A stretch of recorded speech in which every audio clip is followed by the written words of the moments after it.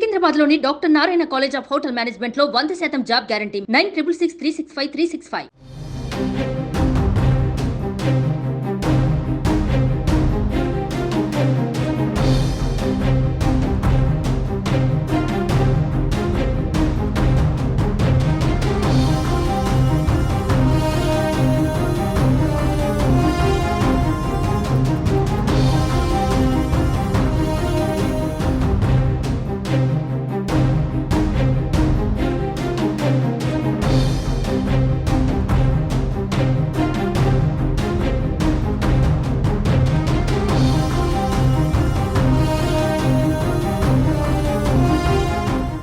ఏపీలో కూటమి ప్రభుత్వం కొలువుదీరింది.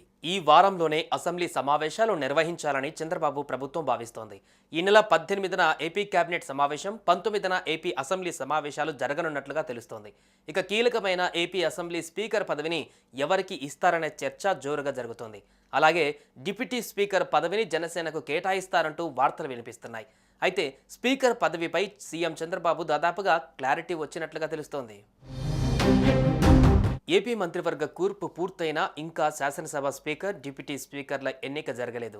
దీంతో ఏపీ స్పీకర్ ఎవరు ఉంటారు అనే అంశం ఆసక్తిని రేపుతోంది. దీనికి తెరదించుతూ ఓ ప్రచారం నడుస్తోంది. ఏపీ స్పీకర్గా అయ్యన్న పాత్రుడిని నియమించే అవకాశం ఉన్నట్లుగా తెలుస్తోంది.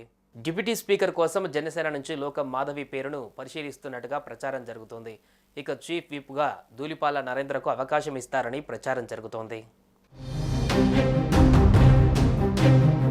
ఏపీ శాసనసభ స్పీకర్గా నర్సీపట్నం టీడీపీ ఎమ్మెల్యే అయ్యన్న పాత్రుడును టీడీపీ దాదాపు ఎంపిక చేసినట్టుగా తెలుస్తోంది. దీంతో స్పీకర్ ఎన్నిక నోటిఫికేషన్ రాగానే ఆయన నామినేషన్ దాఖలు చేస్తారట. పూర్తి సంఖ్యాబలం ఉండడంతో అయ్యన్న పాత్రుడి ఎంపిక లాంఛనప్రాయం కానుంది. దీంతో విభజన ఆంధ్రప్రదేశ్లో ఉత్తరాంధ్ర నుంచి స్పీకర్గా బాధ్యతలు చేపట్టనున్న రెండవ వ్యక్తి అయ్యన్న పాత్రుడు కానున్నారు. అలాగే విశాఖపట్నం జిల్లా నుంచి స్పీకర్ కానున్న మొదటి వ్యక్తిగా ఆయన నిలవనున్నారు. అయ్యన్న పాత్రుడు సుదీర్ఘకాలంగా రాజకీయాలలో ఉన్నారు. గతంలో మంత్రిగాను పనిచేశారు. ప్రస్తుతం ఉమ్మడి విశాఖ జిల్లా నర్సీపట్నం ఎమ్మెల్యేగా ఉన్నారు.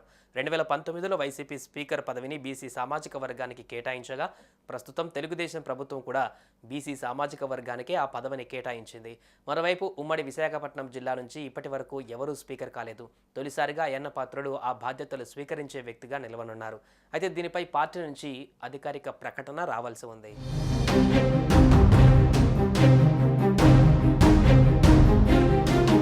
సుమన్ టీవీలో మీ పర్సనల్ అండ్ బిజినెస్ ప్రమోషన్స్ కోసం కింది నెంబర్కి కాంటాక్ట్ చేయండి.